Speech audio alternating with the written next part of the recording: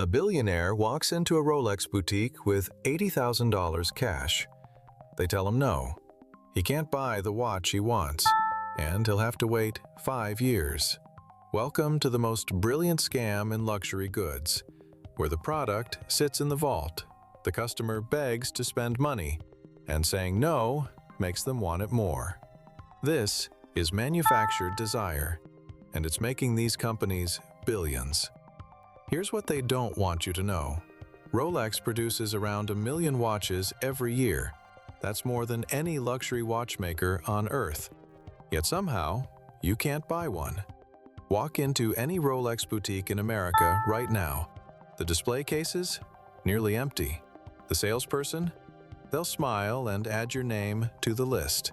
The Daytona, the Submariner, the GMT Master, all mysteriously unavailable. But here's where it gets interesting. That same watch you can't buy at retail, it's sitting in a gray market dealer's window right now for 3 times the price. A stainless steel Daytona retails for $14,000. On the gray market, $45,000. Someone's making that profit, and it's not you. Patek Philippe plays this game even better. They're the masters. The Nautilus 5711 retailed for $34,000 before they discontinued it. Now it sells at auction for $200,000 for a steel watch. Let me say that again, $200,000 for steel. But here's the thing. These companies aren't struggling to make watches.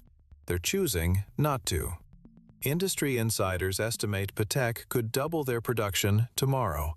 The workshops exist. The craftsmen are available. They simply don't. Because scarcity is their product. Not watches, scarcity.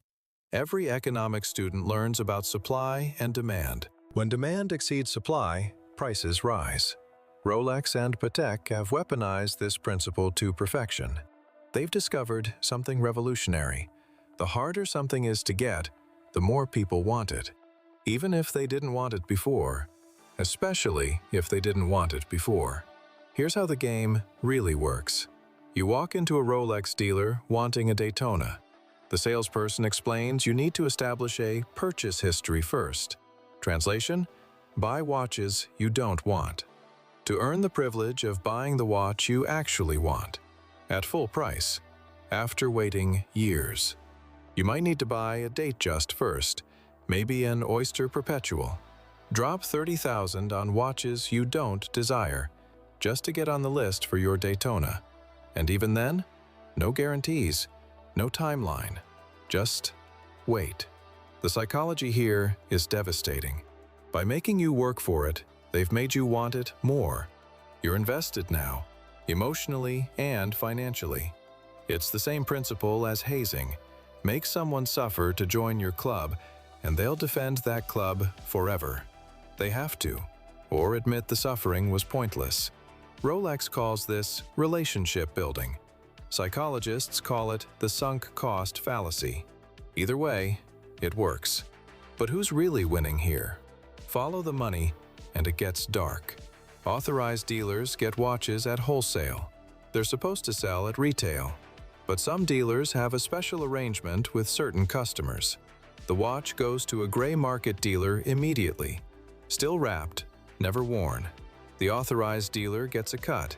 The gray market dealer marks it up 300%. And the genuine customer? Still waiting.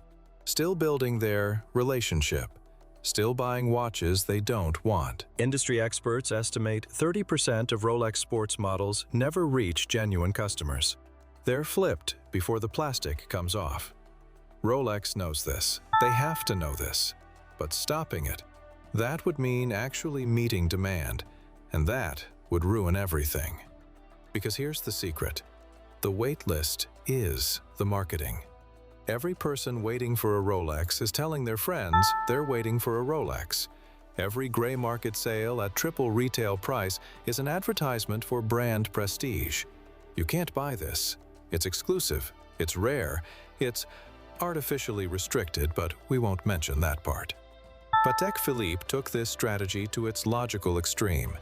In 2021, they discontinued their most popular watch. the Nautilus 5711. Not because it wasn't selling, because it was selling too well, to the wrong people. People who just bought it without suffering first. By discontinuing it, they created instant legend status. Prices quadrupled overnight, and every Patek owner felt more exclusive. The watches still exist. They're just in safes and safety deposit boxes now. Investments, not timepieces. Nobody's checking the time on their $200,000 Nautilus. Meanwhile, Patek introduces new models at even higher prices, with even longer wait lists.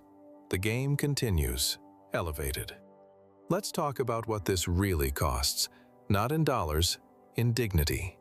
Grown adults sending birthday cards to salespeople, buying their kids Christmas presents at the boutique.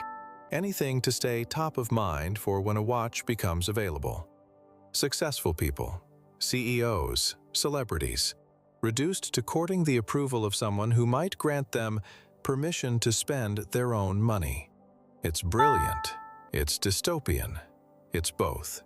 And the craziest part? It's working better than ever. Demand hasn't decreased, it's exploded.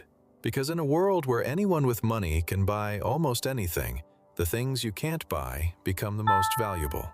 Status isn't about having money anymore. It's about accessing things money can't easily buy.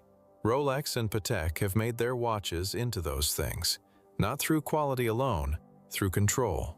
The watches are exceptional. Nobody disputes that. Swiss craftsmanship, decades of heritage, movements that took years to perfect.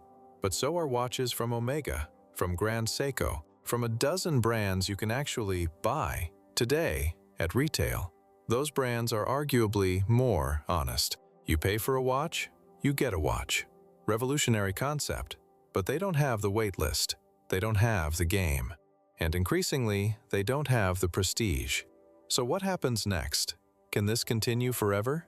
Some industry experts think the bubble will burst, that buyers will wise up, refuse to play, spend their money where they're respected. Others think this is the new normal, that luxury has fundamentally changed, from objects you own to status you're granted permission to access. One thing's certain, as long as people keep playing, the game continues. As long as customers accept 5-year wait lists and purchase histories and buying watches they don't want, Rolex and Patek will keep selling. Not just watches, but something more valuable. The feeling of being chosen, of being special, of being one of the few. Even if the few is manufactured, even if the scarcity is fake.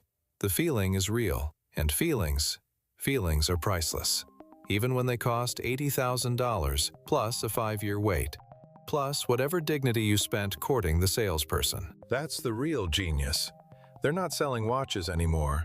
They're selling the wait itself. And business has never